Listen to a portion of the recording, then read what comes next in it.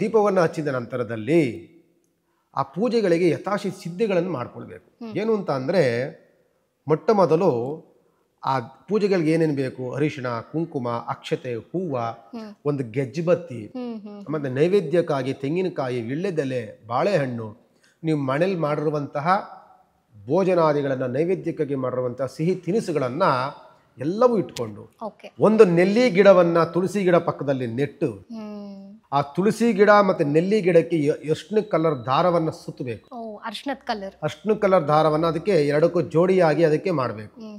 ಅದಕ್ಕೆ ಅಂದರೆ ದಾಂಪತ್ಯ ಜೀವನಕ್ಕೆ ಬಂದಿದ್ದಾರೆ ಇವರು ರುಕ್ಮಿಣಿ, ಶ್ರೀಕೃಷ್ಣ, ರುಕ್ಮಿಣಿ ಎನ್ನುವಂಥ ಭಾವಗಳು ನಮ್ಮಲ್ಲಿ ಬರಬೇಕು. ದಾಂಪತ್ಯ ಜೀವನ ಅವರು ಯಾವಾಗಲೂ ಸಹ ಖುಷಿ, ನೆಮ್ಮದಿ, ಶಾಂತಿಯಿಂದ ಇದ್ದಂಥವರು ಶ್ರೀಕೃಷ್ಣ, ರುಕ್ಮಿಣಿ. ಅನಂತರದಲ್ಲಿ ನೀವು ಹೂವನ್ನು ಧರಿಸ್ತೀರೋ ಅಥವಾ ನೀವು ಗೆಜ್ಜೆಬತ್ತಿಯನ್ನು ಧರಿಸ್ತೀರೋ, ಎಲ್ಲವೂ ಸಹ ನಿಮಗೆ ಭಕ್ತಿ ಅನುಸಾರವಾಗಿ ನೀವು ಆರಾಧನೆಗಳನ್ನು ಮಾಡಿ, ನಂತರದಲ್ಲಿ ನಿಮಗೆ ಅರ್ಚಕರನ್ನೇ ಪೂಜೆ ಮಾಡಬೇಕು ಅನ್ನುವಂಥದ್ದೇನಿಲ್ಲ. ಭಕ್ತಿಯಿಂದ ಭಾವಗಳಿಂದ ಪೂಜೆಯನ್ನು ಮಾಡಿ ತುಳಸಿ ದೇವಿಯನ್ನ ಪ್ರಾರ್ಥನೆ ಮಾಡ್ಕೊಳ್ಳಿ. ರುಕ್ಮಿಣಿ ದೇವಿ ಅಂತ ಅಂದಾಗ ನಮಗೆ ಇನ್ನೊಂದು ಮಹಾವಿಷ್ಣುವಿನ ಪತ್ನಿ ಅಂತ ನಮಗೆ ಬರುತ್ತೆ. ನಿಮಗೆ ಅದಕ್ಕೆ ಬಂದಾಗ ತುಳಸಿ ಅಷ್ಟೋತ್ರಗಳು ಬರುತ್ತೆ.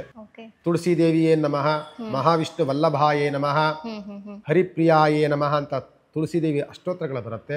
ಅಥವಾ ಮಹಾಲಕ್ಷ್ಮಿ ಅಷ್ಟೋತ್ರಗಳನ್ನು ಹೇಳ್ಕೊಳ್ತಾ, ಶ್ರೀಕೃಷ್ಣನ ಅಷ್ಟೋತ್ರಗಳನ್ನು ಹೇಳ್ತಾ ನಿಮಗೆ ಸಾಧ್ಯವಾದಷ್ಟು ಪೂಜೆಗಳನ್ನು ಮಾಡಿ, ಅನಂತರ ಧೂಪ, ದೀಪ, ನೈವೇದ್ಯಾದಿಗಳನ್ನು ಮಾಡಿ, ದೀಪಗಳನ್ನು ಮತ್ತೆ ಪ್ರಜ್ವಲಿಸಿ, ನಿಮ್ಮ ಮನೆಯಲ್ಲಿರುವಂತಹ ಬಾಲಕನ್ಯೆಯರು, ಮುತ್ತೈದೆಯರಿಗೆ ನೀವು ಹೆಂಗೆ ಕೊಡ್ತೀರೋ ಅರ್ಶಿಣ ಕುಂಕುಮವನ್ನ, ಮೊದಲು ಬಾಲಕನ್ಯೆಯರಿಗೆ ಅರ್ಶಿಣ ಕುಂಕುಮ